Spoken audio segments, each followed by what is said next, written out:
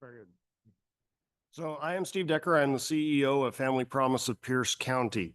Family Promise as a national organization has existed since the mid-'80s. However, they are very different from other national organizations in that we are a, okay, you're good. Okay. It's not a set of chapters like Salvation Army or Red Cross or some of those, but rather it is an affiliated group of local 501c3 nonprofits. So we are Family Promise of Pierce County. We get to lean on the national organization for resources, but we are a separate local 501c3 with a local board of directors. We were formed in March of 23 as a corporation, and I was hired November 1st of 2023 to launch Family Promise. During our first year, we started actual services to families January 2nd of 2024. In our first year of operation, we housed 127 families into permanent housing. Now, what's important for the city to understand is of those 127 families that we moved into permanent housing, only 2 used HUD subsidies, meaning the other 125 families were housed on their own merits with their own income, with their own sustainability.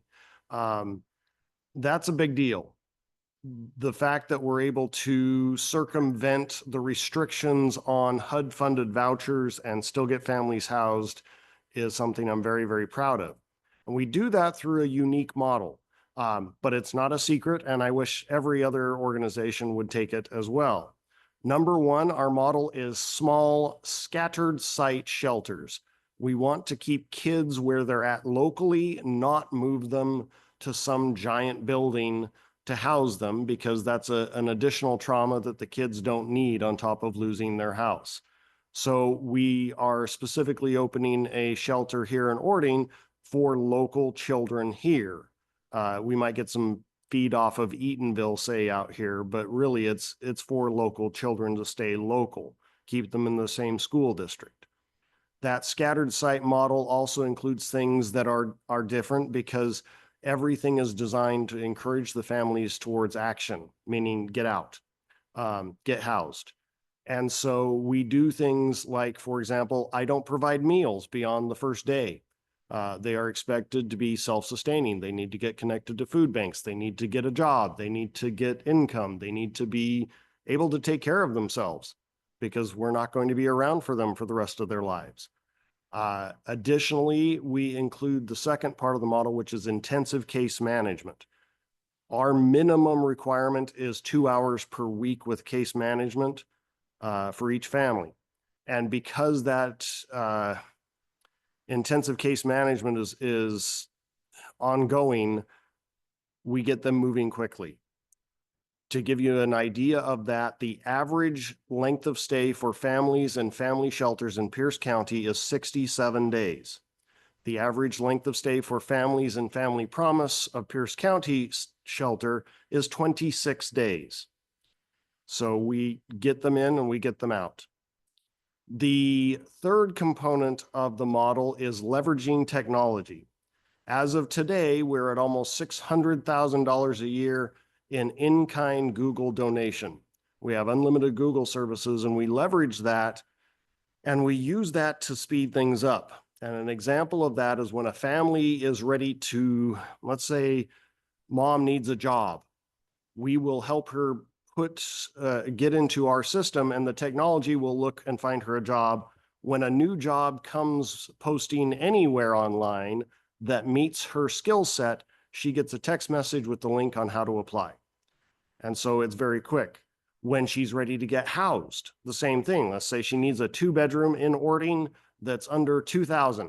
We'll set that up into the system and she will get a text message the minute one appears on the market. And because of that, that's how we have gotten so many families placed quickly. It's how we have avoided the need for HUD vouchers or the false promise to families of you can only get housed if you get a voucher. We know what we're doing. To give you another specific data point, family shelters across all of Pierce County, the placement rate leaving a shelter is 45%. Our placement rate is 68%. And so in short, our model means that we're 1.5 times more effective than other family shelters, and we do it in almost 1/3 of the time. So it's a very good model. Here in Orting, we've been offered the use of the education building of the Orting United Methodist Church to use temporarily as a family shelter. And I say temporarily because as of right now, we only plan on using it through the end of June unless we can figure out longer term sustainability issues, because they can only give it to us rent-free until the end of June. That building would accommodate up to theoretically 6 families. Realistically, we would only start with up to 3 families because there are 3 rooms ready to go. If I wanted to put 6, I would have to do additional infrastructure work in the building, essentially build more rooms because there's only 3 rooms built out right now. The plan out here is the exact same model as we do everywhere else. Keep it small, keep them moving, get them in, get them housed. That is the model. Specific things that the community can do to help is we operate with the use of volunteers specifically for things like checking in on the shelter and making sure that it's okay and that they're not destroying the place or that the kids are safe. We use volunteers to help operate the day center activities that we do so that if parents are looking for a job, that there's someone there to assist them on how to do so. We also use volunteers for things like just helping watch the kids while mom goes to her job interview so that that can occur, or even sit down with the case manager for an hour.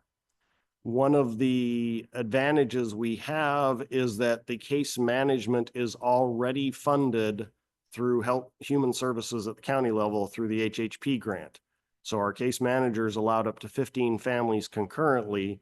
So the 3 families or even 6 families here in Orting would not go over that cap for the case management services.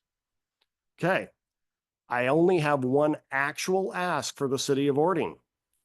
I would like the city of Orting to have someone represent them as either an advisor or an actual board member on the board of Family Promise of Pierce County.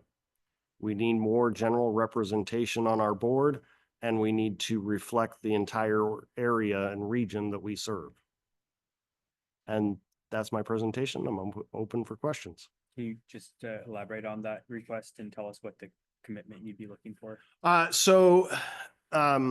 Our board meets every other month on the second Thursday at, I want to say 4 p.m. And is a 2-hour meeting. The board of directors for a nonprofit is provide oversight to my activities, make sure I'm staying legitimate and legal and following policies and doing the right thing, especially making sure that the money is spent appropriately. In terms of having government organizations assign representatives, it's a fairly common practice. And how each entity decides they want someone to participate can be as simple as, I want someone to attend those board meetings and come back and report to the city, or I want to have person X serve as a board member for 2 years as part of their work assignment. And any of those, I mean, there's a wide range that works very well.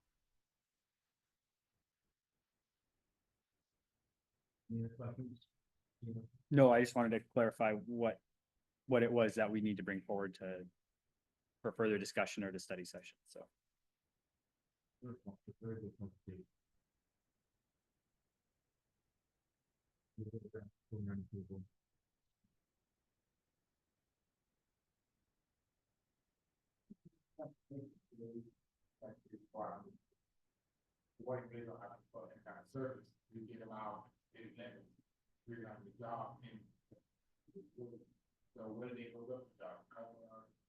So every family is different. I will say that because of the location out here, one of the requirements is going to be that the families being assigned to this shelter are going to have to self-transport. They're going to have vehicles. Because of just, there is no public transit. Whereas the Spanaway Family Shelter, for example, they're right on the bus line. They don't have to have a vehicle. Part of our view is, and this is an important just component of the demographics of the families we serve.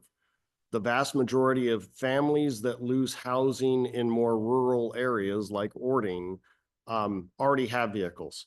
And the reality is they're already going to be sleeping in their vehicles before we connect with them and get them into a shelter and more stable situation. I don't think the transportation is going to be an issue. If there is an issue where they have a vehicle that temporarily breaks, our case manager is actually funded and allowed to do transports to and from appointments or things like that.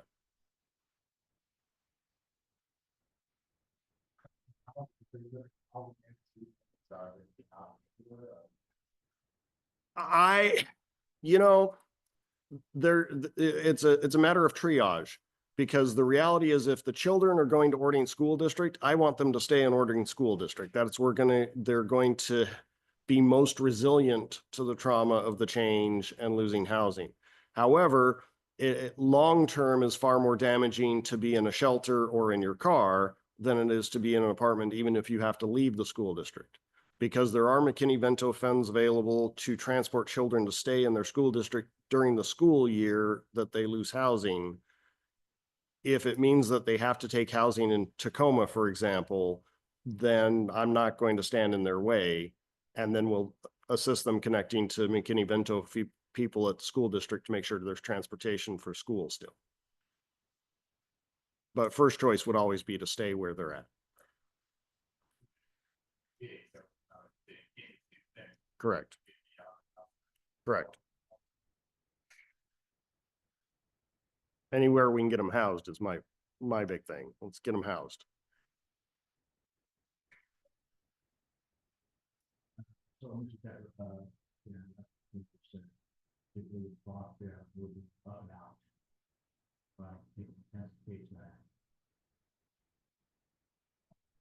That's how it's done.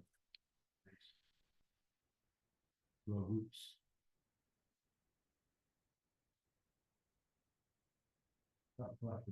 how are things going so far? How are you at your timeline? So the Recovery Cafe people that were previously in that building have officially, as of last Friday, finally left.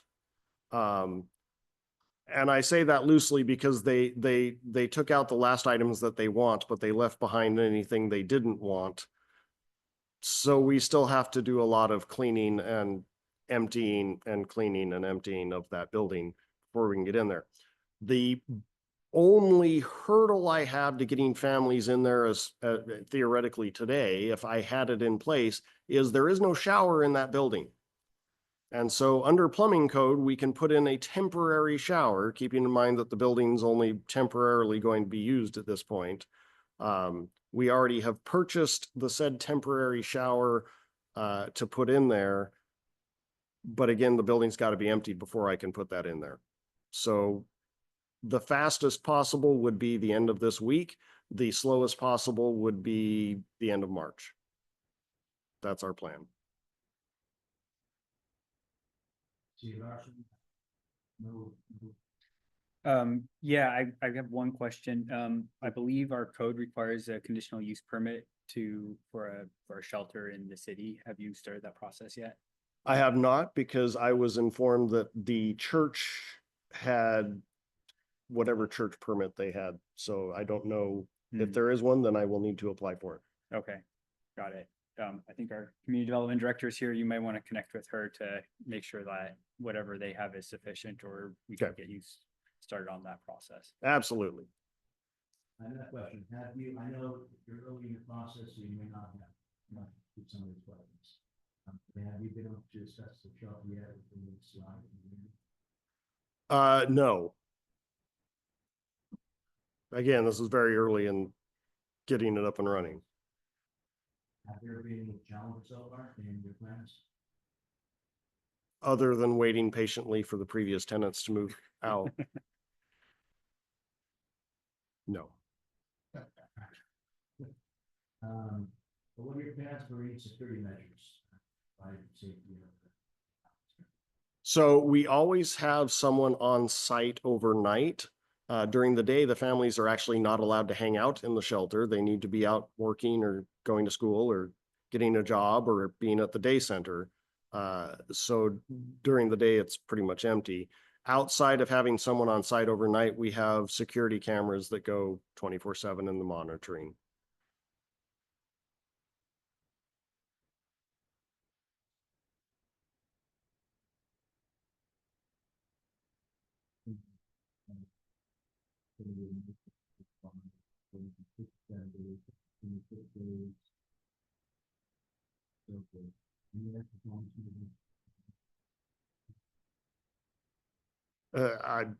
They're probably, but it's what actually matters. What matters to me, for example, is that I have a fairly accurate count that during last year, there were over 2,000 families that experienced homelessness in Pierce County. From this school district specifically, I could only count like 8. So that's not a large population we're seeing out there or out here, but there is no shelter in this part of the county at all. So opening a family shelter here will serve the small population that it needs to. If they were to proceed as you'd like, when would you anticipate the first round? By the end of March. Assuming that the permit and shower happen.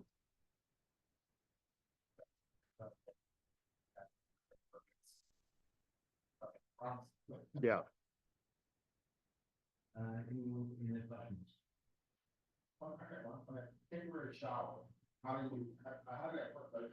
It's super awesome. Sorry, I'm excited about it. So you get a standalone shower kit from Lowe's or Home Depot or anywhere, and then there's a product called Santa Shower, and it's a macerating pump that does the drain from any shower, and it's designed to be installed anywhere where there is not already plumbing. So you can run the plumbing lines through PEX tube or whatever to the shower unit, and then the macerating pump just plugs into an outlet in the wall and pumps it into any drain you need it to, and it can go into a sink. They're cool little. It's awesome. And apparently they're very commonly used in construction when somebody needs to build a temporary bathroom while their main bathroom gets renovated. So it's very cool.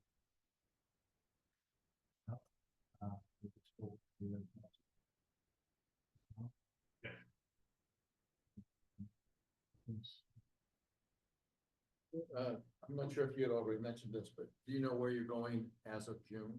Is there a plan yet? Theoretically, the county renews the HHP funding with enough that we can actually start paying rent to the Ording United Methodist Church to continue using the education building. And then at that point, put in more serious infrastructure to continue use of it. Because as of right now, I just get the building free till June 30th. That's all I've been promised. And how does a family in need get in touch with you for this offering? Anyone can contact us at getbed.org or 253-444-4563.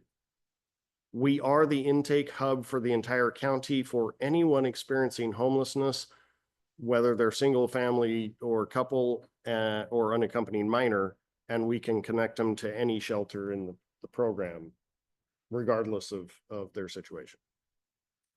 But we only shelter families with minor children.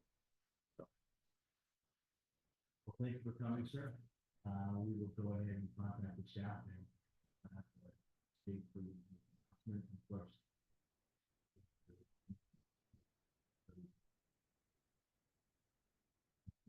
Thank you very much. Okay, next agenda item is AB 25-18, safe parking. So this particular agenda item, was discussed at our last CGA meeting. I agreed upon to send it to a study session to get their guidance. Take them to a study session and the appetite of council. Couple of things from that. One is to look into ability to bring into the mix as well, and then discuss some guardrails. So it's here, those discussions. And I thought one approach might be. Excuse me, Councilmember Gunther, I apologize for interrupting, but I think, can we maybe defer this item and go on to the next item and come back to this while Ms. Mahoney is, working with Mr. Decker? Appreciate it, because she's going to be critical to this conversation. Yeah, she is, isn't she? Let's see, can we go ahead? Let's do Ording Valley Farmers Market.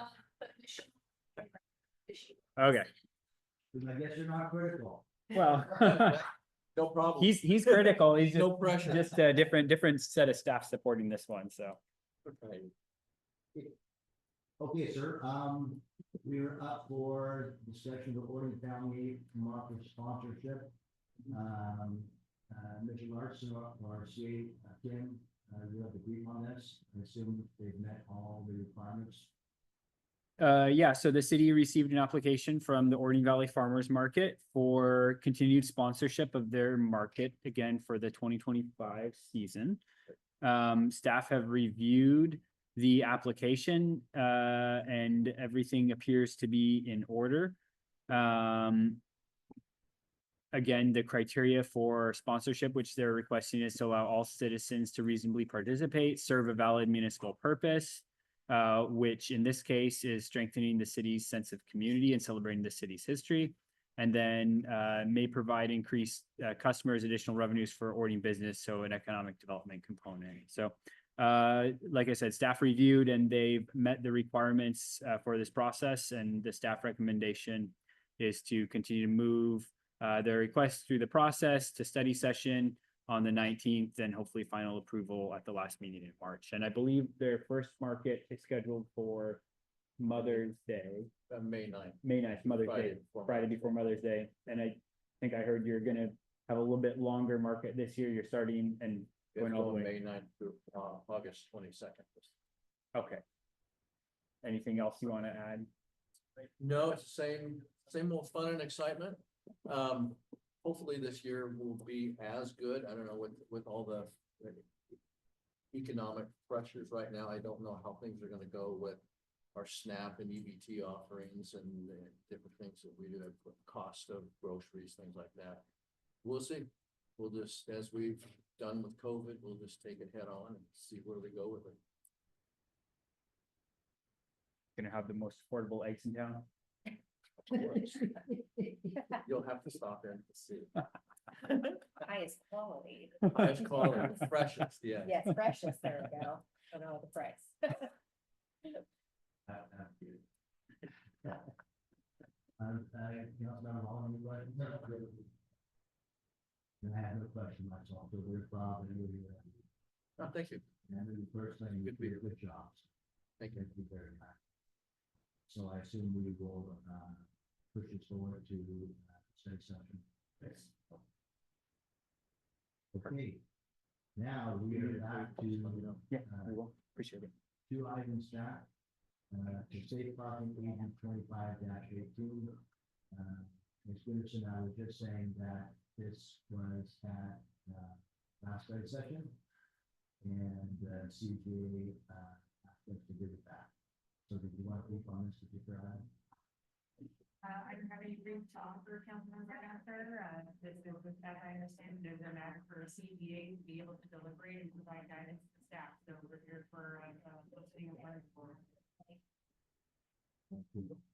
So, as I mentioned, my understanding from, listening to that meeting, there is an appetite for considering to, add nonprofits, into the mix, aside from, churches, and to discuss additional guardrails. To be added to this. So, I brought some guardrails for additions to for business.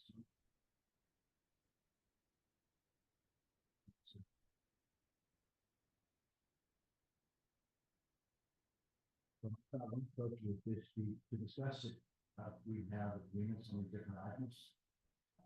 To adjust it or amend anything and then bring it back.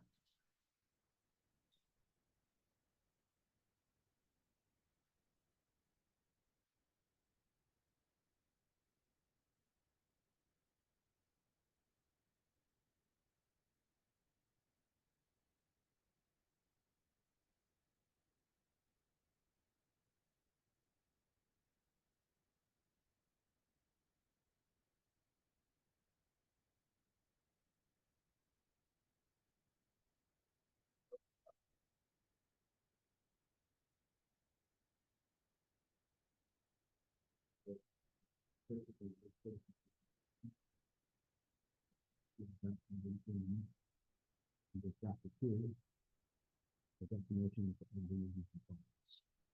This was original materials.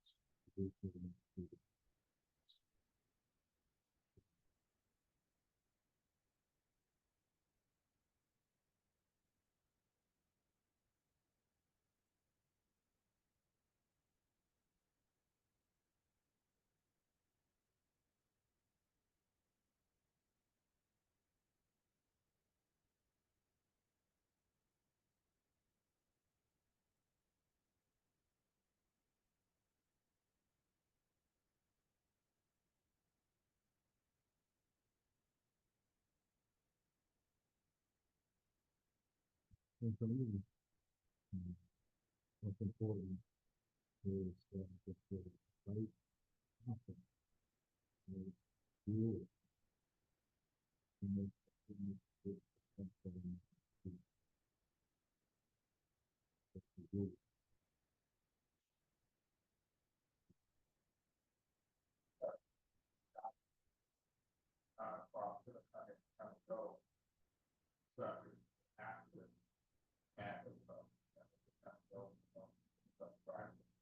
You may not be able to go.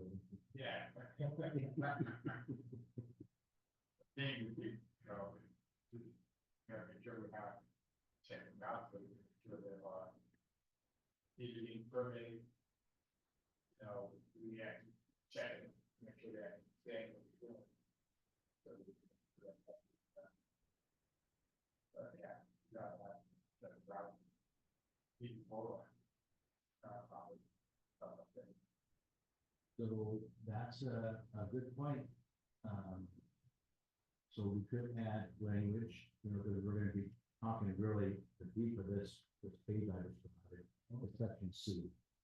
And And so we could add item section C that any approved organization will have to provide exit plan.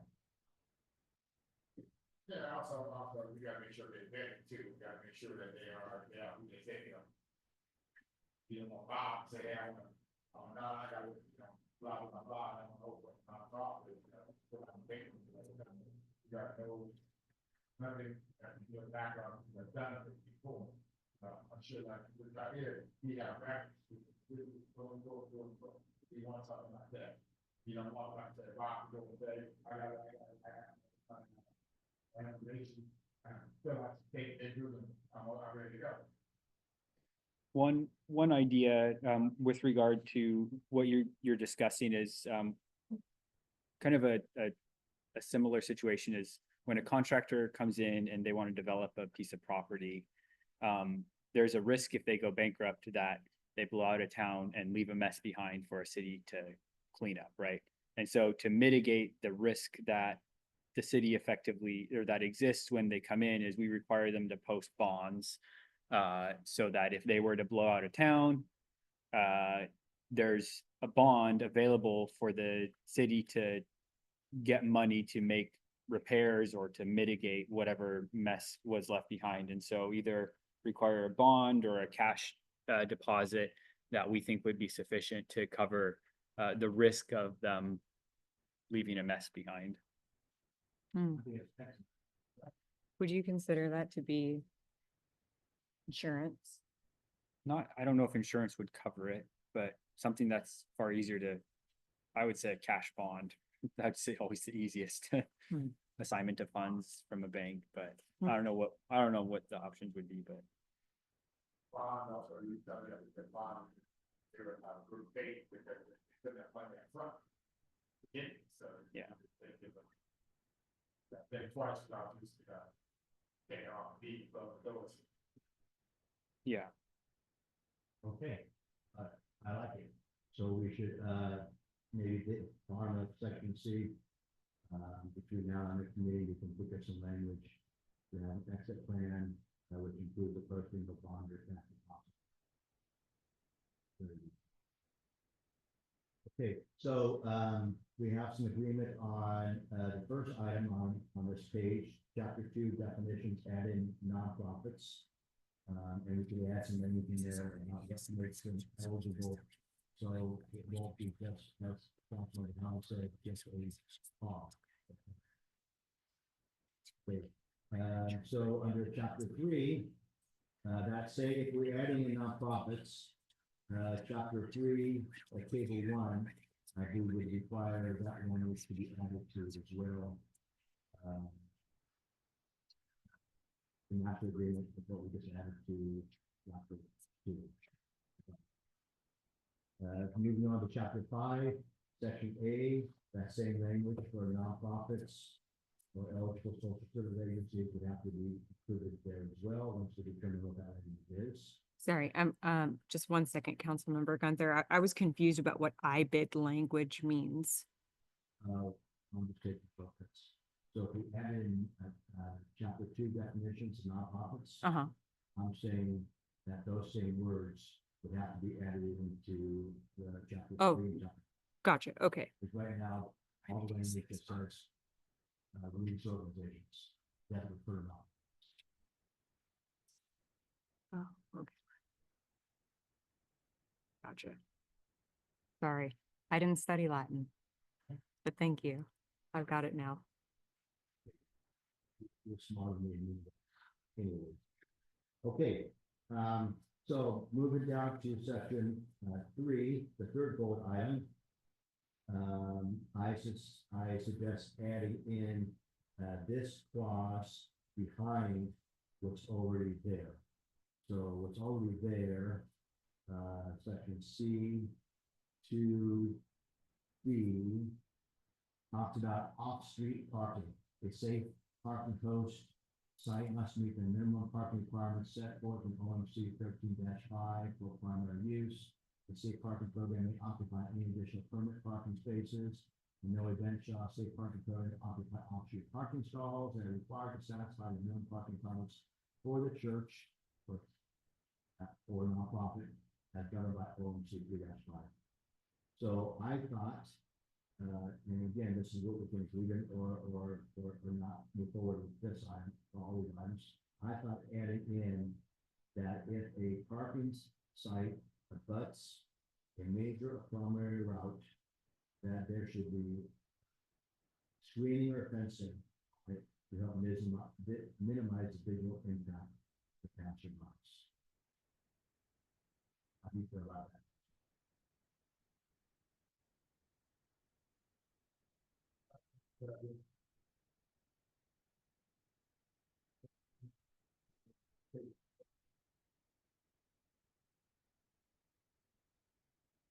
Small city. The new person in the citizen.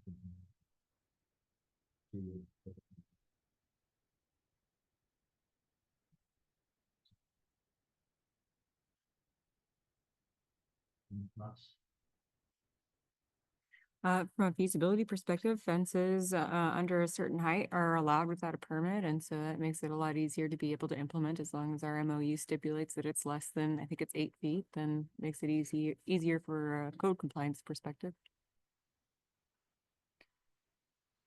Front. I think it's 4 feet, I think, yeah, and that's if there's split rail, 3 feet if it's chain, I think. There'd be some provisions on height, yeah, there'd be some provisions on height to be able to comply with the provisions of our code.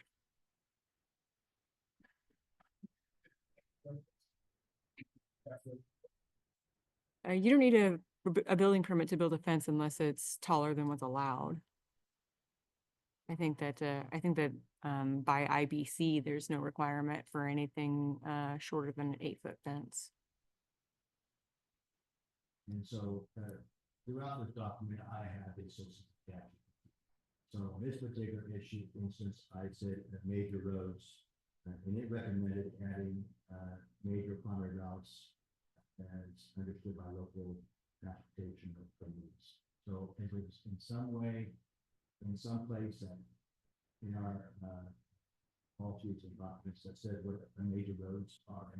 Yeah, absolutely. We certainly have those kinds of terms defined in our transportation planning. And, you know, as this moves forward and gets closer to being something that's docketed for council, staff will certainly take a red pen to create this a little bit more appropriate for planning and public works syntax. So it gave me good advice. So Would this be limited? I didn't want to leave it up to the Would this fit organization. in the same definition as like temporary housing that we have in our code? Okay. So it's limited to certain areas. Or is this be a separate use?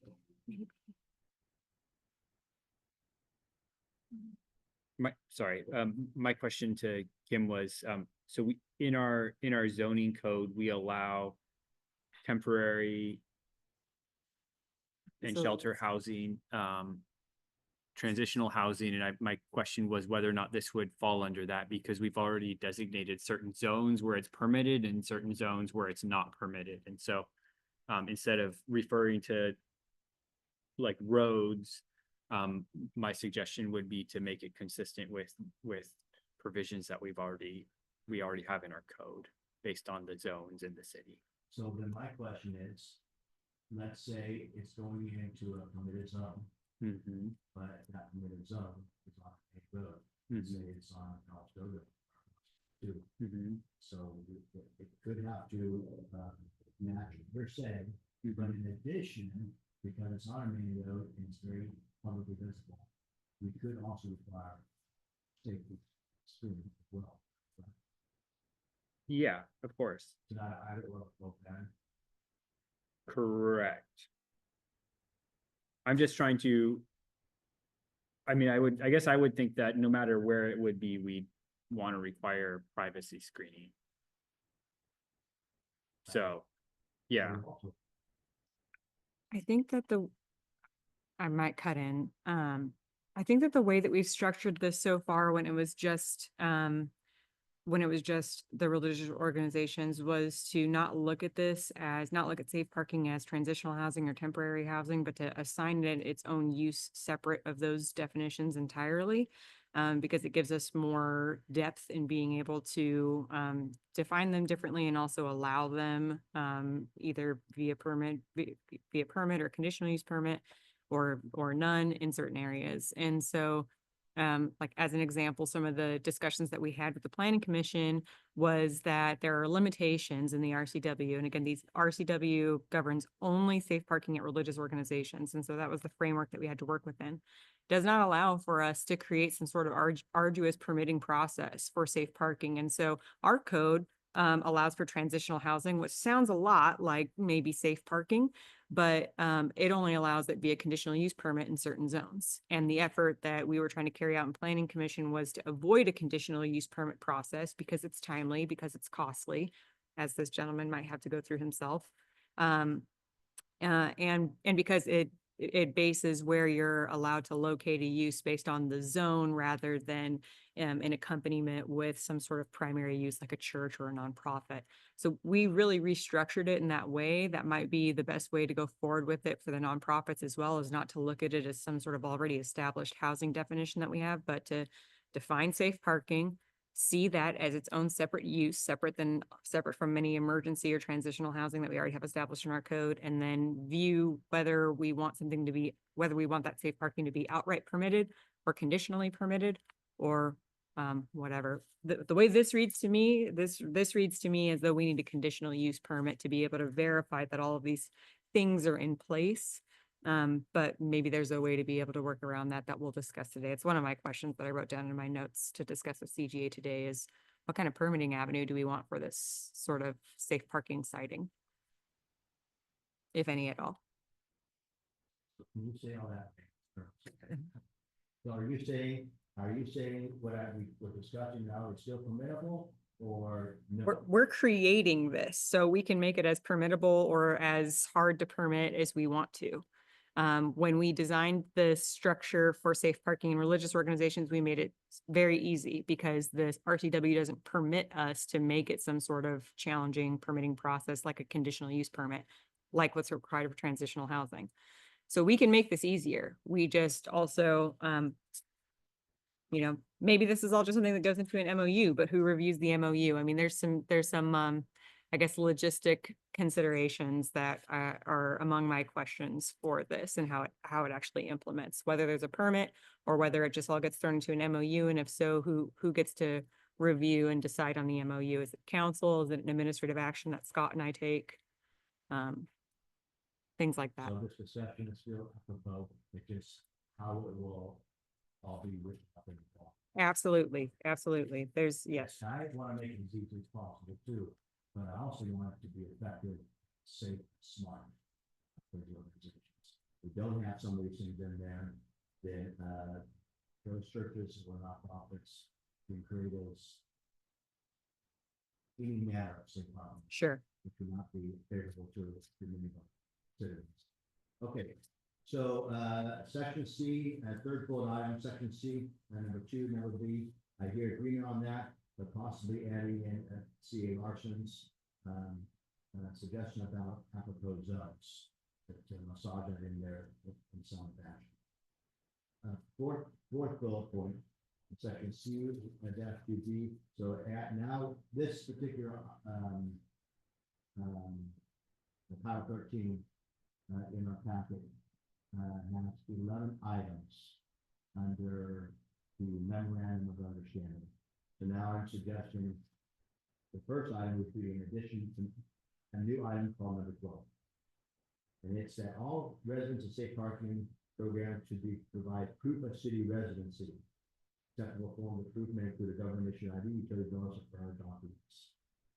So that's in there, so that we are catering to our own citizens and not those from Tacoma or further away from home. So they would have to prove to you they're a citizen of the city. Yeah. Towns. So. Right, but there are our own citizens, not a citizen further away, which wants to live in the forest. there was an article in, this week. Let's see how, talking about, I remember people that moving their allocations to their. Those kind of things. I think it's also a concern. So,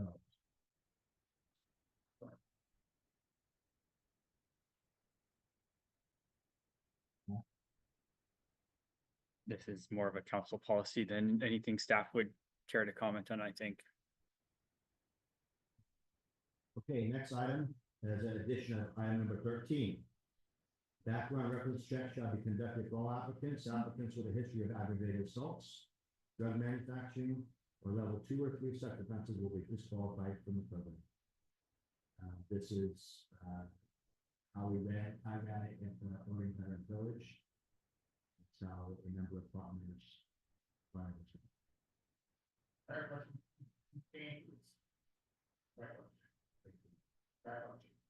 Oh, that would be the organization. Not that would be- You make sure that's in there, you know. Yeah. Background. So that language can pretty much be paid for by hosting organization. I guess Okay, Councilman, I feel like we've addressed the donut hole here, but not the donut. We'll- So you've got, I mean, you've got, some things in here that are outright disqualified, but there's some other things that this seems to overlook that we probably don't want as well. Like, what about convicted murderers? What about, I mean, there's a lot of other, crimes that are not addressed here that I don't know that we'd want participating in this. Well, I think I had those fall under aggravated assaults. If it's a murder, it's definitely aggravated assault. If it's rape, alternate grade 2. But the language could be more specific. Sure. I think we should tie it to whatever the statutory definitions are for certain classifications of crimes, so that anything worse than a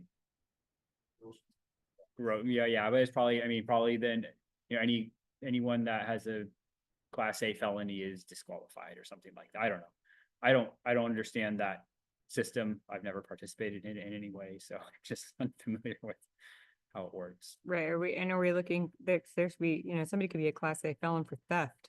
Do we care about that as a disqualifier? Somebody could have a misdemeanor charge related to a child. Do we care about, looking at that a little bit with a little bit more scrutiny? Yeah, that's going to be enough. And also, Okay, but I will say that many of those who live around us in houses have similar charges already. And they're not under that kind of scrutiny. So, but if it's something like Class A felonies, serious stuff, yeah, I think it should be in there. one other question that I had on this before you move on, Councilmember Gunther, the background and reference checks, this was something that was discussed with some of the other already established safe parking sites up north.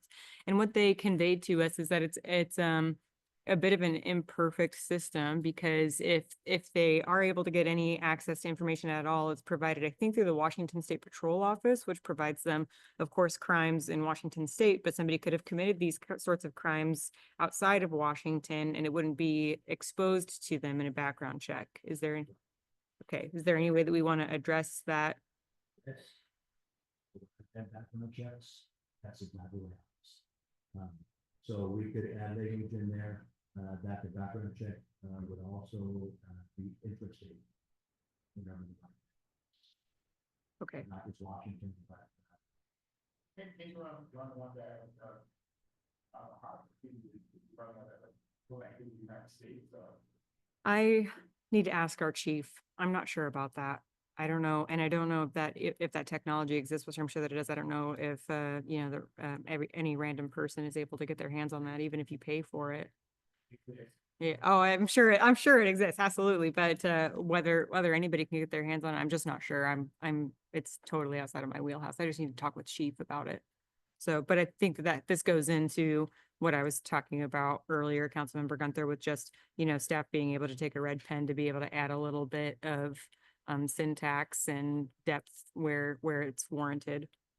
I love the idea. Exactly right. Larson, you recall, last year we had a client who's in the city causing problems with businesses, another one, if you recall this person. And they're back pretty much in 2 minutes. So that didn't. Okay, next section C, dash 2, and I add number 14. Your analysis UA testing shall be conducted for all applicants as part of the intake process. Applicants against positive for any drugs at intake, excluding cannabis under I-502, which authorizes recreational use, will be disqualified from the program. That is only intake. Only intake. So if they happen to take marijuana a week or a month before they apply the program, and it shows up on their panel, that's okay if we reach it. However, no alcohol or drugs are being committed on site, so they can't continue to use cannabis or alcohol on the premises. And then those in need of substance abuse treatment will be referred to appropriate resources. ChatGPT add that up. So thoughts, Councilman Long? So you're telling me they're gonna be tested when they come in, but the whole time they there, will not be tested. Well, I didn't want to make this too prescriptive, but some safe parking places, like the way I did it at the Fairness Village, we would not do UA testing after intake unless there was a reason to do so. So if we smelled alcohol on somebody or there was a behavioral issue, then we would do that. Outside of that, we didn't do that. And we had that though. I mean, do something. Happen. Yes, Say, yes, Put that in there. Yes. So I don't wanna go on and on, if I know we're gonna have a junior one there, once I get in, I can do a lot. I mean, well. Yeah,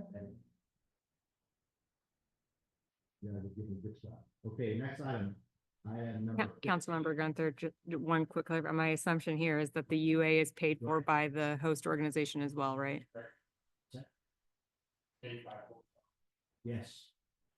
Yes, so perhaps if that language may apply to all these or some of these, that could probably be added further up in the chapter as overriding statement. Gotcha. That these paid for. So,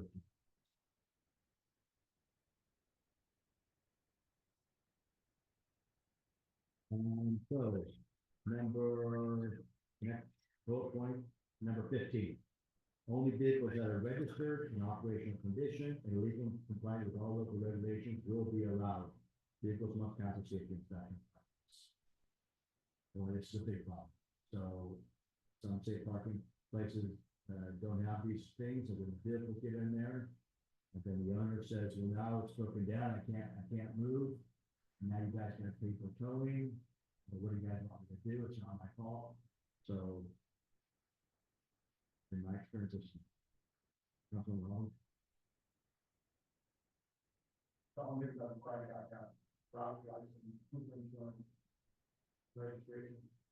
Whatever local record regulation. I will say not all of that. Do they have no money? It's in the road, all quiet. But that is what happened. People hit somebody. Who's at fault? Who's at fault? Hit somebody, and say parking, moving the vehicle and they hit somebody.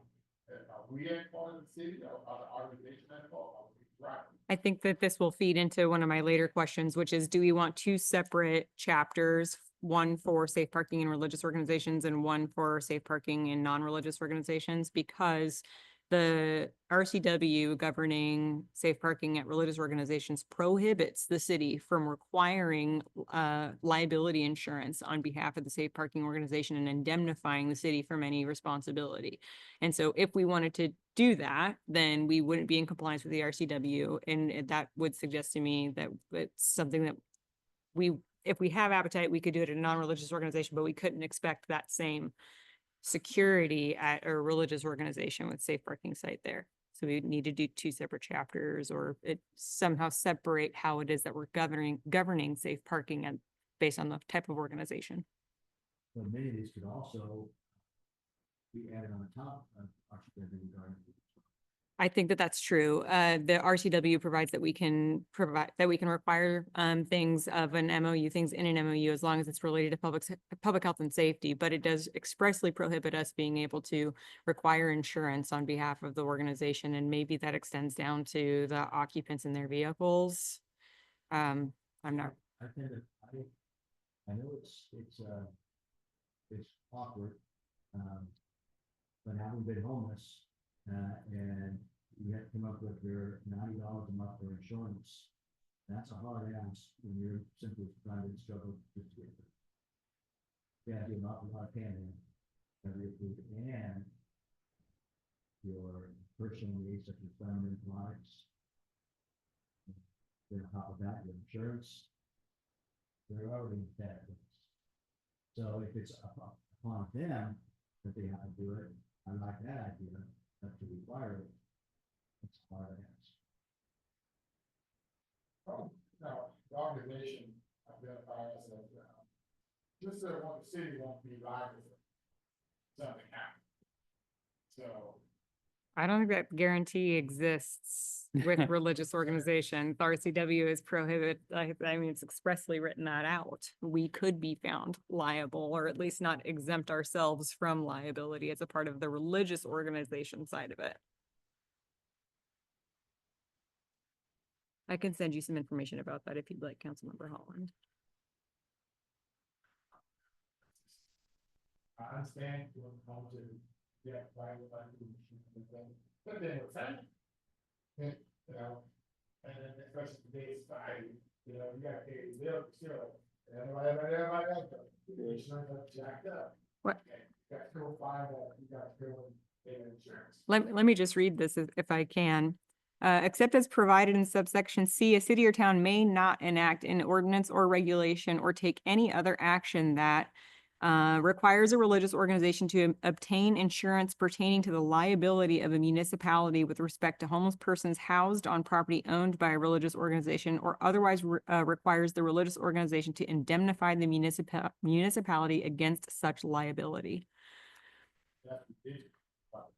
There's nothing governing nonprofit. So I think that we could require something like that for the nonprofit. I'm just saying that your hope to see the city entirely indemnified of any sort of liability in any case, I don't think would exist if there was a safe parking site established at a religious organization. And they are not 44% at jobs. So presumably many of them are going to have insurance because they have to. But then there's also a sizable amount that are just so poor and struggling that they can't afford food. So I'm for leaving that particular part open. You Definitely want them to do the cost of the operation, but that's a major hit. Go ahead, and then, another one, cause operation to get there, fix that for 3 months, and we're also get run. Who's probably getting moving on that car. That will happen, then.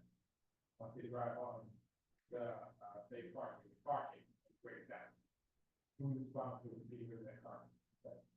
Well, I think there's a way to deal with that a lot of safe parking or places that host safe parking sites require the cars to leave during the day, because the expectation is that they're going to work during the day and then they come back and they need a safe place to park in the evening. And so I think we could just add a requirement that during the day, the cars have to drive off and leave.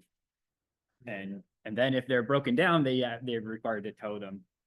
You know, Vancouver, I went to, Solid State Parking. Yeah. And, those neighbors been there for a long. Sure. Like we just, One guy, he drove in from, what state? He was there for 6 months. Know that vehicle it's not running because it's no engine. So. well, I mean, that would trigger our inoperable vehicle code, and if your vehicle can't run, then we're gonna tow it as a, what is it, Kim? Junk A vehicle. junk vehicle. So a couple thoughts. One, not all safe parking programs have that. One. Number two, not all homeowners have jobs and have a need to take their car out. Three, having to leave every day with a car then puts new gas purchase required.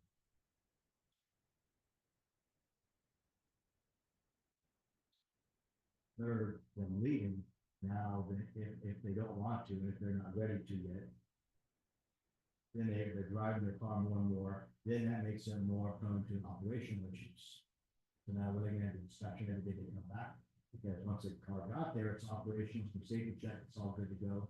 Now they're going on and they get back to work, much more prone to breaking down, which is what these cars have, if they're on their last leg to begin with. So that should fix that problem. My thing is that I think that should be done on a case manager basis. Dealt with that. That's Mr. Becker talking about. We're going to have a test case that. And case manager will do with that. But if I'm understanding, if they're there, they should be out to the big company for that. Ideally, they should, but every homeless person is unique. Some of them have mental challenges. That they can't hold down a regular job, maybe because they have PTSD as a vet, maybe they have anxiety, maybe it's a woman who's scared to leave right now because she's afraid because her husband or her wife knows where they work. So right now they just want to stay there for a bit. They can also do online work, so they don't have to leave necessarily. So every situation. So I think just to make them forced for having to leave introduces some new factors. I think that should be on case manager basis. That's my personal thing, but of course, it would depend on.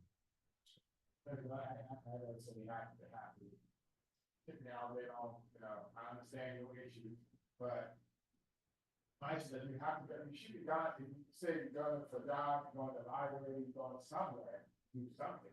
You're just gonna sit there all day long. Their own. And there's no cooking cut out. I have to. I don't believe it was sitting there all day. Good impact. I mean, they have mental problems, you go to your table. You're going to do something, you're going to do something. Substitute, they just, you go and see someone. And that's also part of our, so with order, they have no public transportation, so they have no choice. What is they? Here's another question. So we can plot this one as, the first one we disagree on, which is perfectly fine. We take the council and we vote on. But the other concern is that when you tell somebody to leave every day, they don't have gas money, they want to preserve their money, you're telling them to leave. Chances are, where they're gonna leave at, is they're gonna go somewhere close by in that. So now you got the residents saying, I'd much rather than be in your, say, parking lot, than not parking on my side street every day. It's another concern.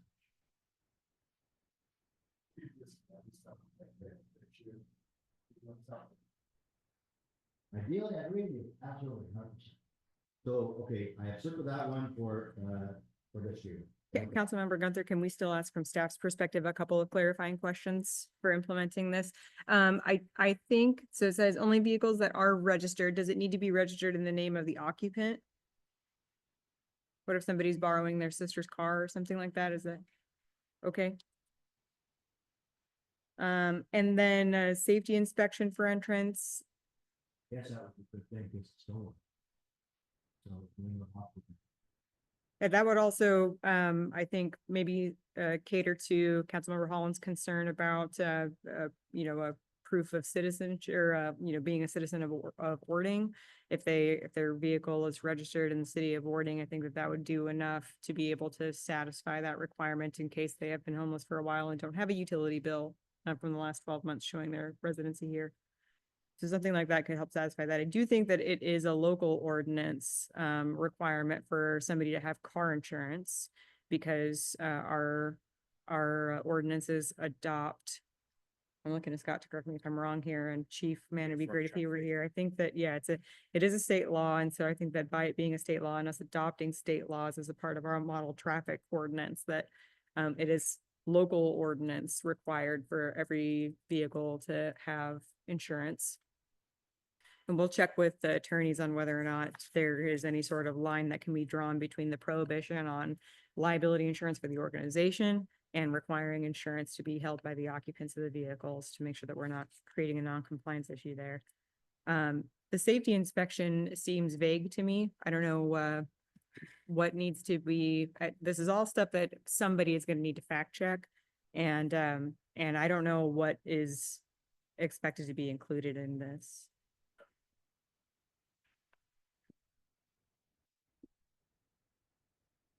Have that. Pick on brakes, lights, horns. No, I'm saying, what is it say? What are we looking for? I mean, a safety inspection sounds like a lot more than a tank of gas to me.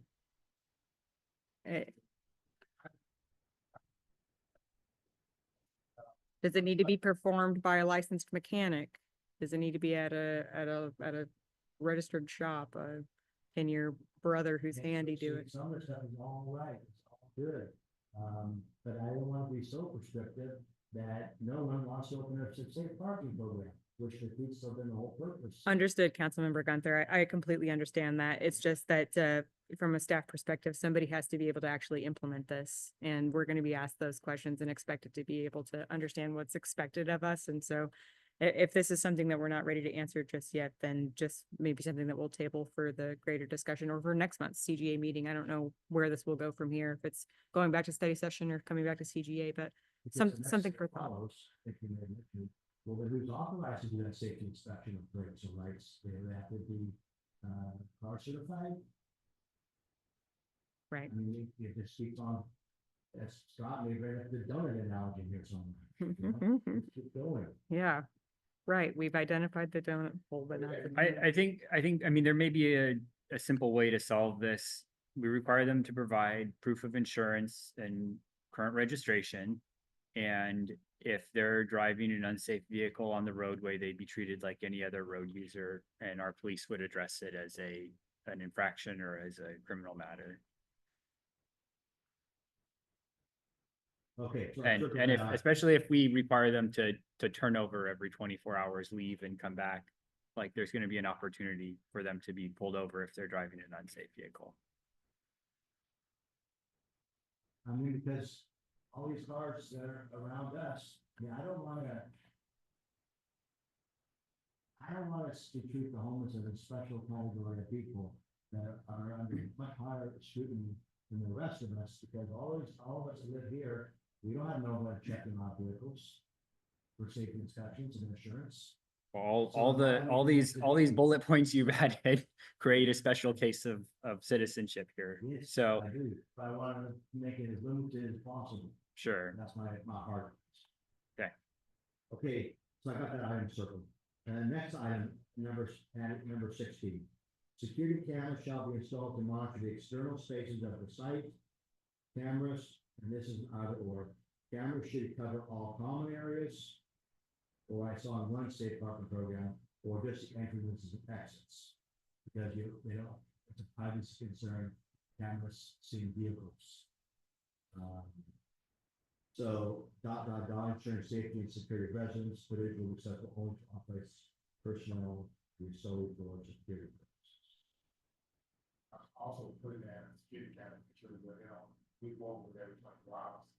But that's a camera that we drop that we.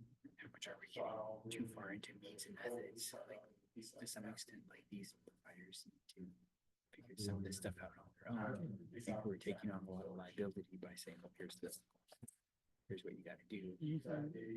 But this is certainly not a comprehensive list of like good practices for these things.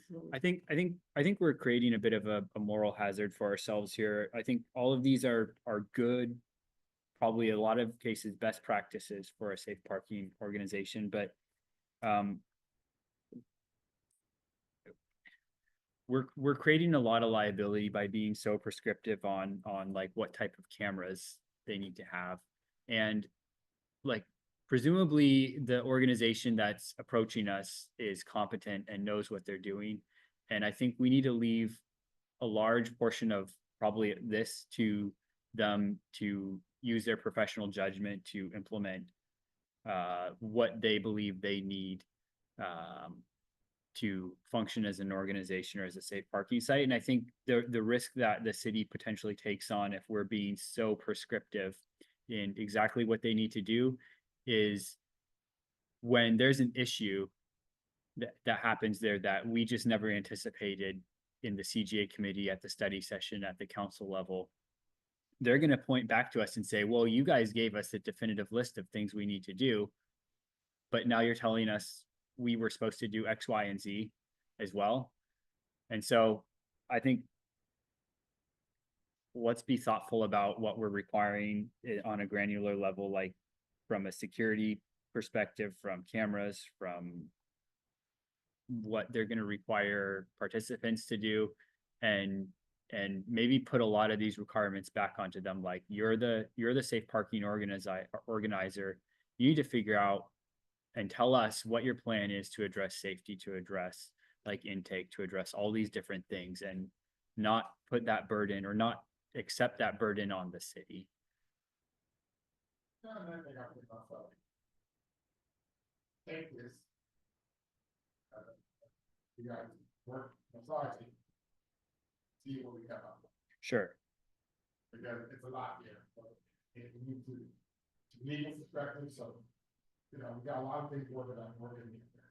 So take it, start to come back and say, hey, we're not gonna go back to, I see the way back to the public, it's not.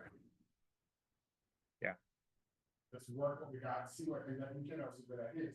Security, they are a regular company, and if I say parking, they should know what security is all about. They should know how the car should move when, you know, what to do with this or what to do that. So good ideas, but then let's start to see what we come up with. And come to us and say, I took your points, but this is what I think we should. As you know, we should, you know, you're smart that day, good job. And you're smart that man. So, you know, I follow what Scott is saying, and these do come from best practices. Come from best practices, safe parking program in Santa Barbara, San Diego, Portland, and other cities, and they have security cameras. Because of two reasons. One,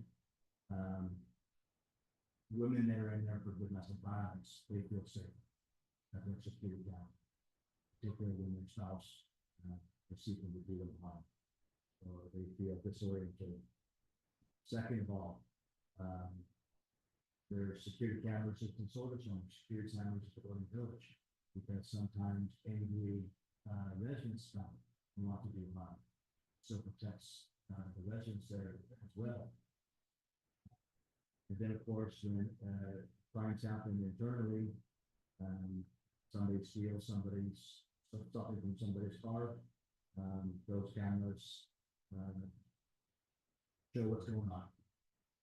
One was manager in the village, we use those camera footage often to make things better for everybody. So there's pros and cons of all this. And lastly, I would say if we leave this all onto the safe parking programs, trust me, that's how these programs you see on television that look sloppy done, costs community so many problems. So a lot of people are up there for good reasons. But and again, I don't want to be different from Scott said. Because then we won't say parking program down. So I try to think of just a minimum stuff for good programs without being too prescriptive. Anyway, that's my thoughts. Also, you want to also got to think about the legal issue. Like you said, you start on this, something happened, you say you should have did this, but you felt, I went down the list you gave. I checked off the 10 things, none of that thing, none of that, I checked out, it was on the list. So. So put a question mark beside add number 16, put a question mark. Okay, moving on, number 17. Oh, I got to turn up, sorry, back then, take all what I needed, and when you want to go through all this. Yeah. Well, we also have to decide which ones we want to even, be considered. Number 17, like, Mr. Decker, Thomas says, after case management required, if that is not there, many, homeless will just stop. So very important. Number 18. Just like Mr. Ducker said, you want to move them on and up. Otherwise, they'll just swap. So this says that they will be there for mission 90 days with an option for 30-day extensions. It's a good way to get them up and out.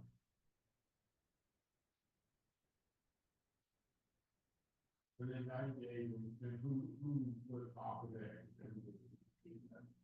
Yeah. Last sentence. Case by case basis. And if a person is sitting there and they're still there for 90 days, but they're actively addressing their goals, they're making the phone calls, they're making the appointments, they're putting in the effort, but they have multiple obstacles they have to get through. They have to get a new ID, they have to do their resume, they have to get a job.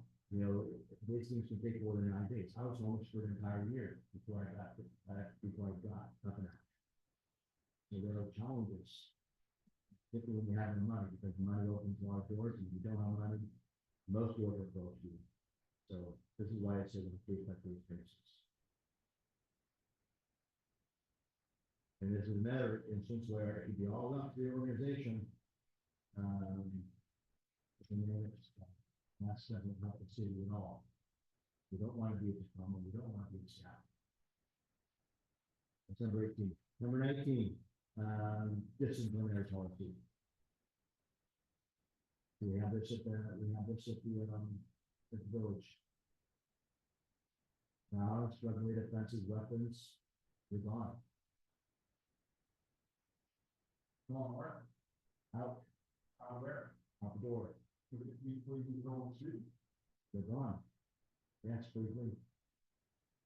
So, but it is progressive. Talked about the first time, talked about the progressive behavior, but there are some instances that just transcend it, and you just have lost your privileges. I said, I had a problem. So, think about, we have no bus service, you stay, open the door to go, city limits, with nowhere to go. Nowhere to go. They go to the law. And it's like a police officer, if you commit a felony, they pick you up and put you in jail, and then they release you. Well, they have nowhere to go, maybe it's not the police's fault. It's the person who committed the crime's fault. Maybe we should have this, they are breaking the law, you drop from the city that have no transportation. For the job. Tell them where to go. So if they commit a violent offense, if they beat the living snot out of their case manager, or they sexually assault them, you're suggesting that you can't just exit them. They're exit, I'm just a question, so you enter where to go. Here's.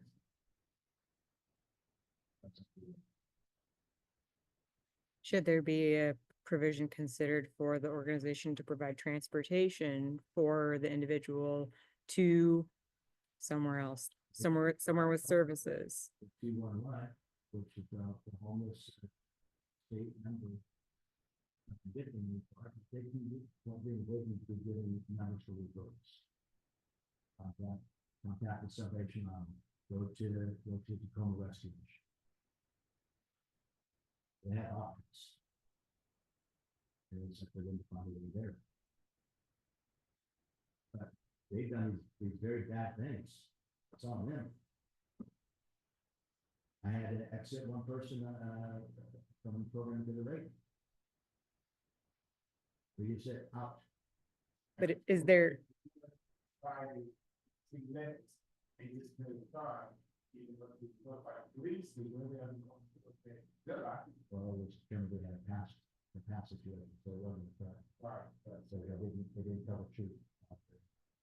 I put that person in city line.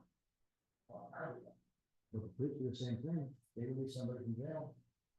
Councilmember Gunther, is there any appetite to expanding on this to include, in your example of the police doing this, they'll take somebody to jail and they get dropped off outside of the jail when they're released from the jail in a community that has far more resources, public transportation, shelters, services, things like that, to be able to accommodate this person that was just released. To Councilmember Holland's point, we have none of that. We have no bus line, we have no public transportation, we have no shelter, we have no services to be able to give that person an immediate, they have to get on the Foothills Trail and take the Shoelace Express to Sumner or something, or maybe this be expanded so that the organization is responsible for providing some sort of exit strategy that gets the person out of our community to an area where there are more resources for that person to make use of.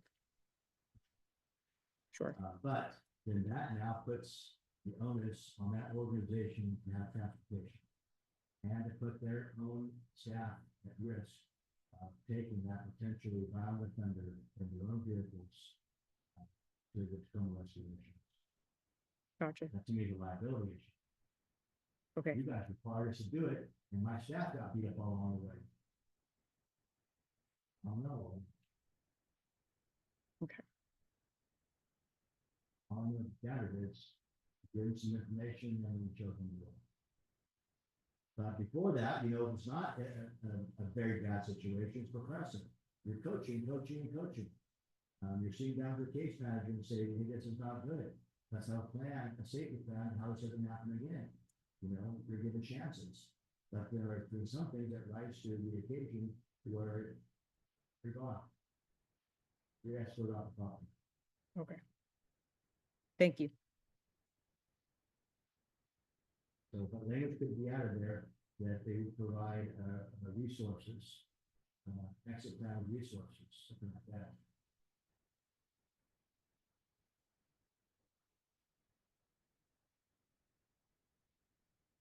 Okay, number C, number 20. Designate staff should on call 24 hours a day to respond to emergency issues on site. This is pretty standard. And to make sure it's done, I put in there sentence, staff members' contact information shall be provided to the city, so that if somebody has a way to contact that 24 hours. I was called at the village multiple times after hours. So it's a safety situation. Number 21. Councilmember Gunther, what is prompt response? I said, what is prompt response?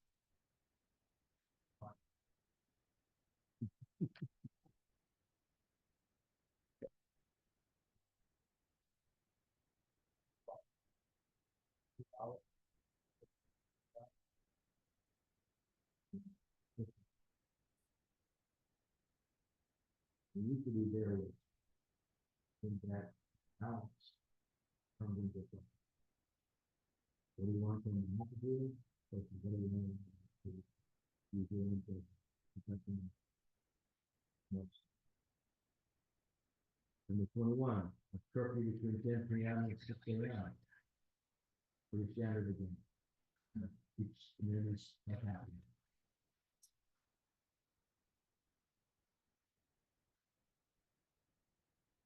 Example, the focus on 11 p.m. curfew.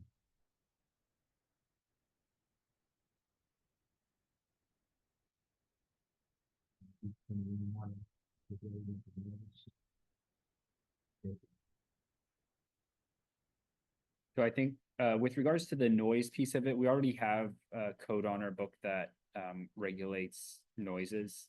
I would suggest that if we just follow what the existing code is for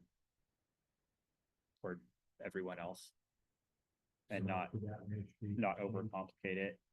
Just strike that, including restriction on noise. I just, So strike it all together or change it to say including, current, city code regarding noise. well, the current city codes already apply, so I just strike it. For me, this is kind of happening anywhere, it's kind of a thought to organization. Be careful about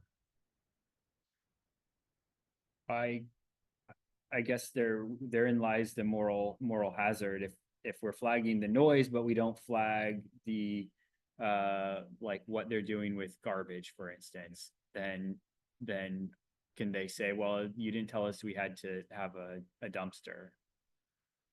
So our code applies to everybody if you're in the city, and so I think we don't have to restate that certain provisions apply.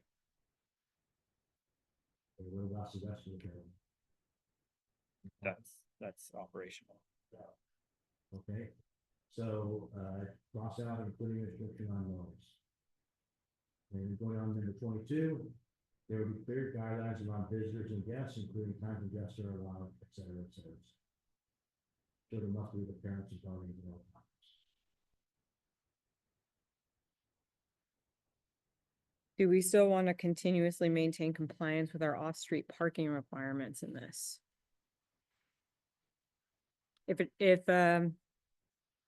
let's say that there's an organization in town, its organization to maintain its primary use requires 50 parking spaces and they have 60 parking spaces available. Our code could allow for them, the safe parking ordinance could allow for up to 10 people, or 10 vehicles occupants to be able to make use of the safe parking site. If they start allowing buddies to come, then the primary use parking is going to be inundated by the safe parking. There's not going to be sufficient parking on the site to be able to satisfy all of the use. Creates an inconsistency with our code. Unless we're trying to make some sort of provision that allows this. And this is one of those, this one and the one below that. Are a couple of examples to go to points of CA Larson. That could be left up to the professional discretion of the organization. Good practice, smart. But I don't know whether so we have to have it.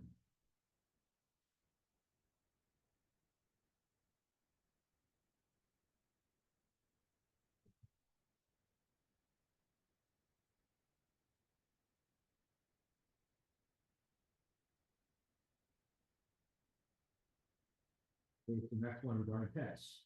This one doesn't have to be in there, but it's good smart practice. They also regarding the pets allowed.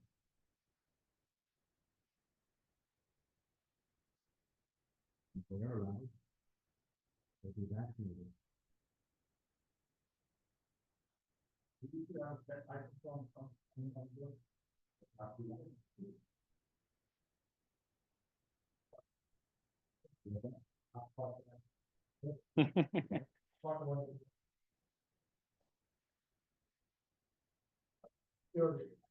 Yes, and so most of them are not gonna be licensed either. So that's gonna exclude a lot of folks who have pets, which is, in many cases, they're only surviving. Don't think it keeps them. Everybody else will. Keep it in or take it out. You go? Yeah. Oh, okay. Okay, number 24. Residents are required to maintain clean parking spaces. All personal belongings must be kept inside the vehicles. We've all seen on TV what happens when that's not done. It grows like fungi. They have bicycles out there, and then all of a sudden, they have a lawnmower out there, or a leaf blower, and it just grows and grows and grows. Number 25. I think is important. They will operate on an implement basis, subject to review by the city. based on negative feedback. So,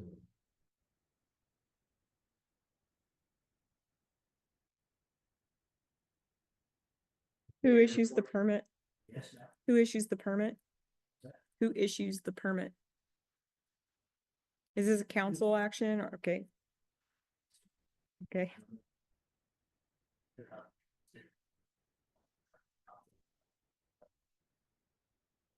But I'm Zach.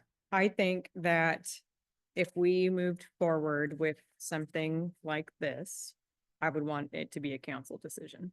I think that there's, who knows what this is gonna look like after Scott and I and the chief and the attorney have a chance to look at it, but if it's this dense, and if there are things that remain like ambiguities, then I think that it would be best as a vote of council every year, whether or not they're complying with each of the ambiguities.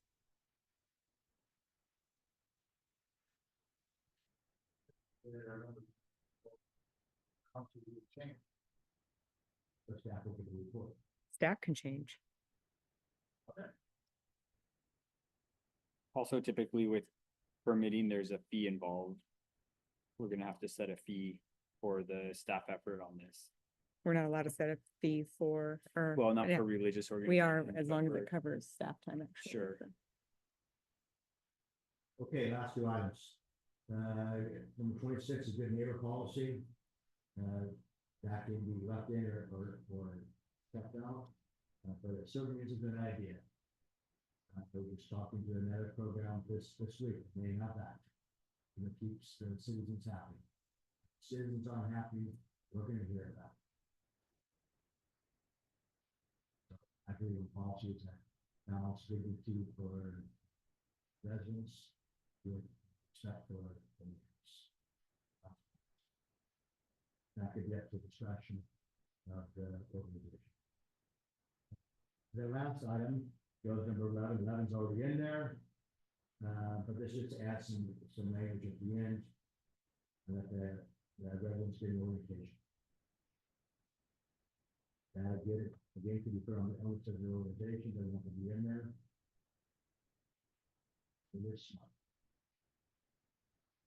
Is it the desire of this committee that there be one set of rules that apply to all religious or all organizations, religious or non-religious, or are we segregating the rules expected based on whether they're religious or non-religious?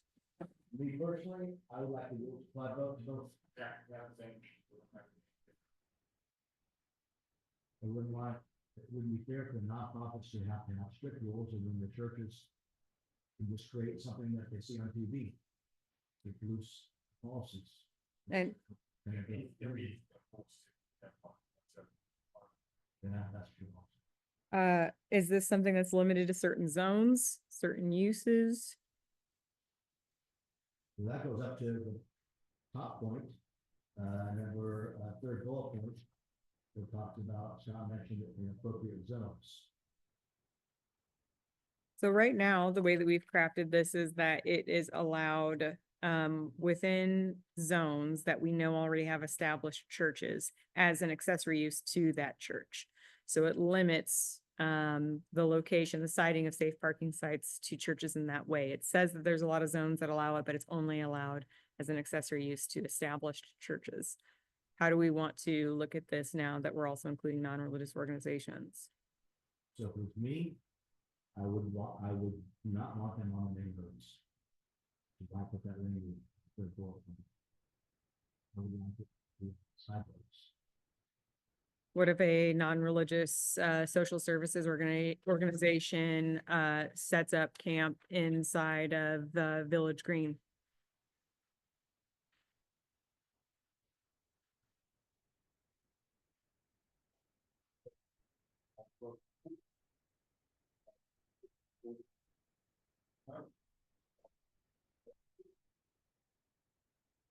Daycares.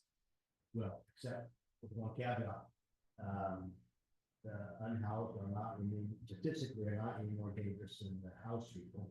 That's the first point. The second point is there's one, safe parking program across the street, at the Baptist church. Near Costco, voucher from the Costco, job. And that one, they didn't have any clear problems, and the two, the school actually liked people, lots of people. Because the kids got to know the office. Good. Considered to it. Also, the history of ordering the soldiers home in the 1950s.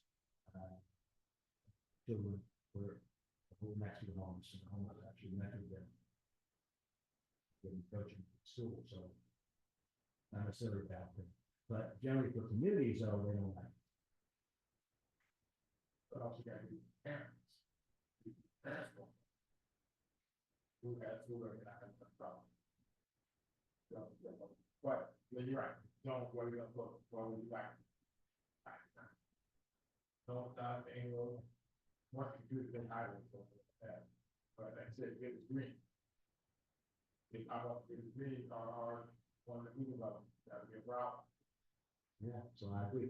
No main roads, and no, villages or, terminals. All the rivers. Okay, what was the list? No, so we're saying no. One of the bullet points is they're allowed on main roads as long as they have a fence. Now we're saying not on main roads at all. Well, yeah, so I had there, if they were on a main road, they would have to have 5 or 6 feet.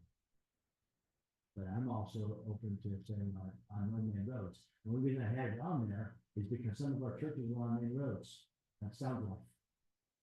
So now, so recognizing that you want to prohibit them from being allowed on main roads? Consider angle. Well, look at our transportation plan, because we have what are called like main arterials and then major and minor arterials and major and minor collectors. And so we can kind of bring that back to give a bit of a briefing on what roads fall under which sort of road use classifications, I think is what they're called. And also, if churches are allowed because of that RCW 1590 or whatever it's called. Then we didn't say, well, no, you're a church on main road, so you can't, when already the state allows them to can. I don't think that we could. No. Yes, I agree. I don't think that we could. That's what made it got like 5 or 6 feet. So, and we can't say if you're not a church, you can't be on the road. Yeah, we can. Well, we can. We can still say that, not if you want to treat them equally, we can't, but we can still say if you're a non-religious organization and you want to host safe parking, it can't be on a main road, major collector or something, whatever we say. What else? Are we saying nowhere in the RU zone and any of our residential zones, not permitted anywhere in any residential zone? Well, That is, but then you have, Scott probably knows more, but you have multi-use zones. So for example, what was going to be a safe parking program, Methodist Church, is right there, letting that residence. that's true. Also that we have some non-conforming uses that are cited in residential zones. The Ording Senior Center is an example. It's in the RU zone. I guess I might have put it. Careful what you wish for.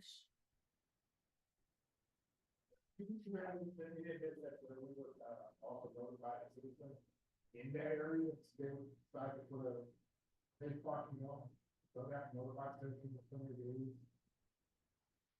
Well, I think that was one of the items. It's included in the MOU. And so we're building off of what staff have already prepared in the MOU. There's nothing presented by this committee to take away from what's already existing in the MOU. This is all additive.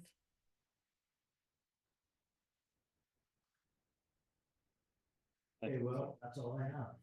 I suppose one way to go forward with this is I think, I wrote a number of notes. I think staff did as well. I can submit my notes in red to staff, and staff can do their magic. And we come back next, CGA next month and talk about further. Yeah, yeah. The nice side, I want to decide that it's a lot. Yeah. You gotta make sure that we are compliant with federal, state, and local laws. Yeah. And also don't put the city at risk. Yeah. That's the biggest thing. So you gotta get that right. Now, kind of, at the attorney, say, okay, this makes sense, and we don't want then you stop saying here, or you say this one, and we say it's here, and they don't make no sense, you got two, each other. That's gonna be a challenge also. And then the other side of the coin, we may not want everything in there, but those we take out, then they end up creating a headache for us because they don't do that, and gets the community upset. So I want to have a full standard program. But not be prescriptive. All that stuff. So, good luck making sausage. I'm sure sausage heads are going to be turning and saying, well, this is problematic, but that's problematic. Was either good season. Okay, moving forward. So, that's that. Going back to the agenda. We have, the next item, which is why we wanted community director here. Item C, 802519, PBS engineering contract, City Hall, Seth Welcher. I believe that there was an email that was sent to this committee from, and to the entire council from Kendra that outlined her analysis of this. Is that right? Did not have the rating for the logo. Right, on the matter of the use of logos for advertising of our city with PBS. Is that right? Right. I don't know if this, which is the place to discuss this, because we're not in executive session. But what I got from that letter from the attorney was the language that, yes, us requesting that not be allowed is legal and permissible. But I didn't get any reasons to why we're doing it in the first place. Because I don't recall us having this requirement in other instances for other. Well, the contract was prepared by PBS, so this is their standard contract language. Seems some of their clients would be okay with them using this sort of thing. This was flagged in their contract as expressly allowing for the city to say, you're not allowed to use our logo or our name for any marketing materials. And so when the issue was introduced initially by Councilmember Sproul, our response was, well, we'll just tell them that they're not allowed to then. And what Kendra's memo states is effectively just that. We're well within the rights of our contract, even if we signed it, to be able to provide them even, I can prepare a memo that says, you are prohibited from using our logo or name in your marketing materials. Here's a signed contract, please carry out your work. So there's no, again, tell me if this is the wrong form for this. So there was no specific concerns per se. It was just that it was in their contract, and so it seemed like a good idea to say no, and so blah, blah, let's do it. I'll represent Councilmember Sproul as safely as I feel like I can. I think that the concern that he expressed was a distaste for PBS being able to profit off of the city without the city getting anything in return. And so if that was the basis for his concern with the provision is what he shared at study session or at the meeting last week. And that was the impetus for this memo having been shared. Where again, it is, they have written our own right into their contract for us to prohibit them from doing so. So I think that the solution is easy. Easy.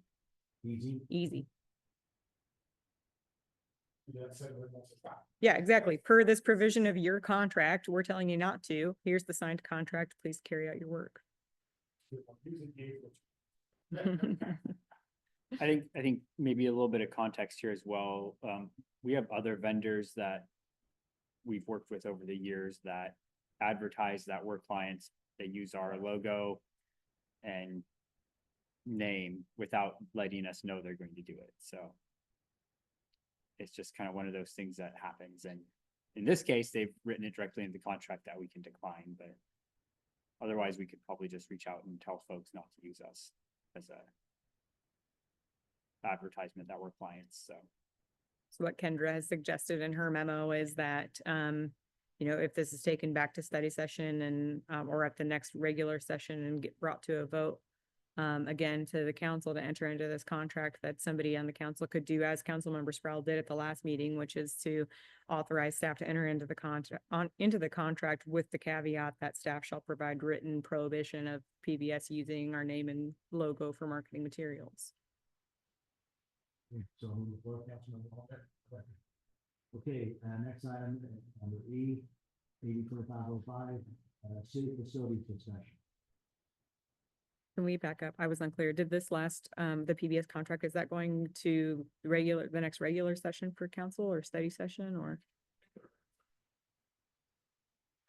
Thank you.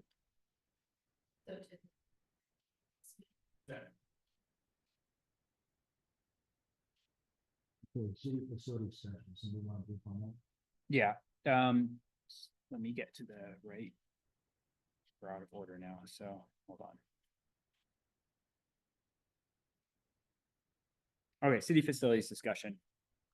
Okay, so staff have worked on one of the kind of properties that we own that is currently not being, utilized in its best and highest use, which is the city's old dump parcel. Just for reference, it's about halfway up the hill towards our cemetery, kind of back in the trees, adjacent to the PSC power line right of way. So the city used to use the site as an old dump. It was closed sometime in the 60s or the 70s. I'm not quite 100% sure. At the moment, it's covered in trees, primarily Douglas fir and some other species of trees. We met with a forestry person that has the ability to create a sustainable forestry plan, as well as help the city market timber. His estimate is that there's probably more than $100,000 in net timber on the site. We don't really have any other options with the site. It's an old dump. We can't really sell it. We'd own that liability in perpetuity. I think the best option is that we continue to own it as well as manage it as kind of an income generating property through forestry activities there. And so what our public works team, as well as I, would propose to the council is that we advertise for someone that can help us create the sustainable forestry plan, so that we'll harvest and replant, and so every so often we'll be able to generate a cash flow from the property. They will help us with replanting it. They'll also help with marketing the timber, since no one on staff has expertise in the timber market. And then there's also a number of permits that are required before you're allowed to harvest timber that would be acquired through the Department of Natural Resources. And then they'd help us find someone to harvest the timber as well. So that's the work we've done so far on that. If there's desire to do nothing, that's perfectly acceptable too. We just leave the property in its current form and let it just sit there, hoping that it's decomposing the trash that's buried. So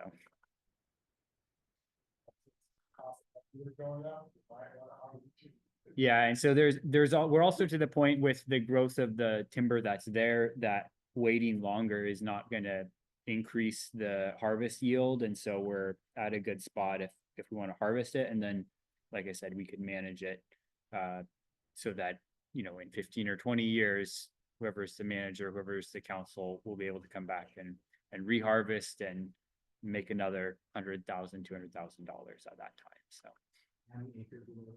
we have 20 acres, and most of it is covered with marketable timber.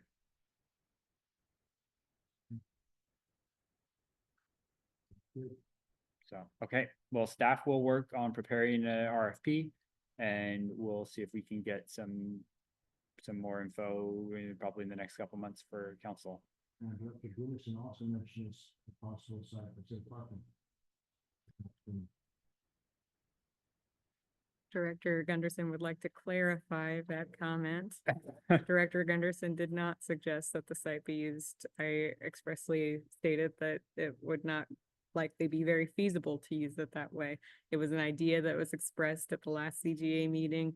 I did some due diligence. It is not inside of our jurisdiction. It is county land. It is not zoned in any way that would be supportive of that kind of use. I don't recommend that we chase down that sort of idea. Thank you for your clarification. Commissioner. Thank you. Yeah, it's a dump. There's no water, there's no sewer, there's no power, there's zero infrastructure. The entrance and exit to the site's fairly challenging.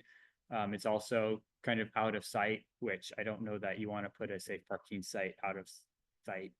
You're gonna probably end up with challenges there. Yeah, so. Okay, last agenda item, council goals. Is this for education purposes only, like last month? Yep, this is just kind of staff committed to having these on all the agendas every month, just to provide a quick update. I think one of these is done, the development permit process that was completed with the comprehensive plan. Sorry, losing my words here. The new council packet was completed during the last CGA. White Hawk Gratzer Master Park Plan. I've applied for an appropriation from our city representatives at the state level for $75,000 for that project. We currently don't have any dollars in our budget for it. And so that's how I'm moving that forward.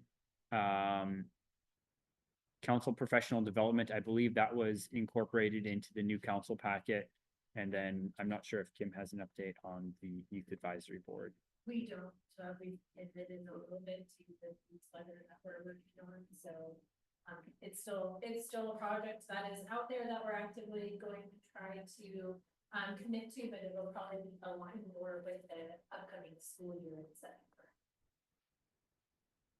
See, Russ, what did you say is going on with the one taking copy? The last CGA committee completed that process. Did you have any copy? We do.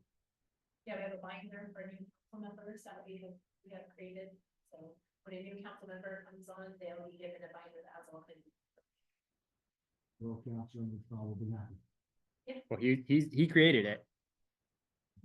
Fine. Well, I mean, he helped create it. That was part of his body of work last. Oh, he's like 17, I would assume. Well, this is before he set sail.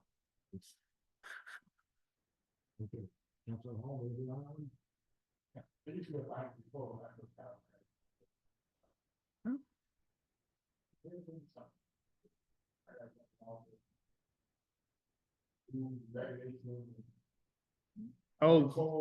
Oh, you got a municipal code binder, probably. Okay, we don't pass those out anymore because that's all available online, but yeah.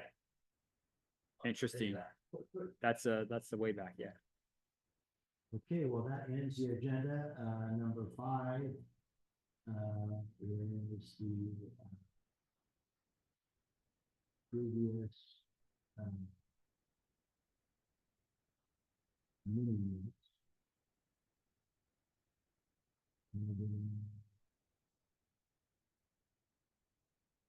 Roundtable items, table review. So, family promise, agenda item 3A.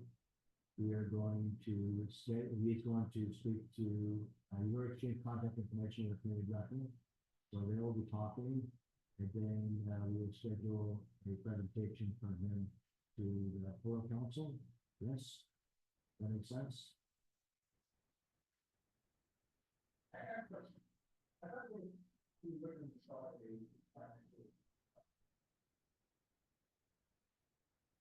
Yes, and I don't think that the mayor's thought to do it yet. Okay. Because you have to also have nominations.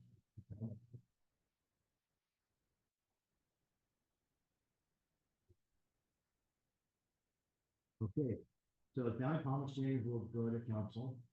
The safe parking thing will come back again next month. The engineering contract is ready to go for council vote. The, Orange Family Farmers Market, we agree, and that's ready to go forward. The city facilities discussion, ready to go forward.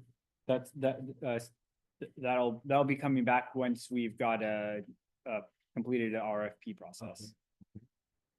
And then council goals is education only, and that looks good. So, roundtable, Councilmember Hall, any final thoughts?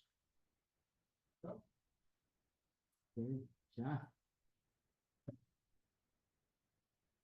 Well, thank you everybody for the long meeting.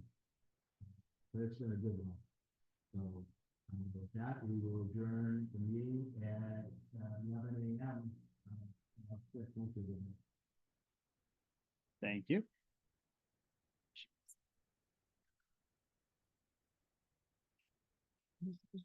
How was that? It was really good. Jungle. Had a lot of, What did you we saw, well, we were in South Africa in Johannesburg and we went, did a lot of things, but the highlights were the apartheid museum. We drove by Nelson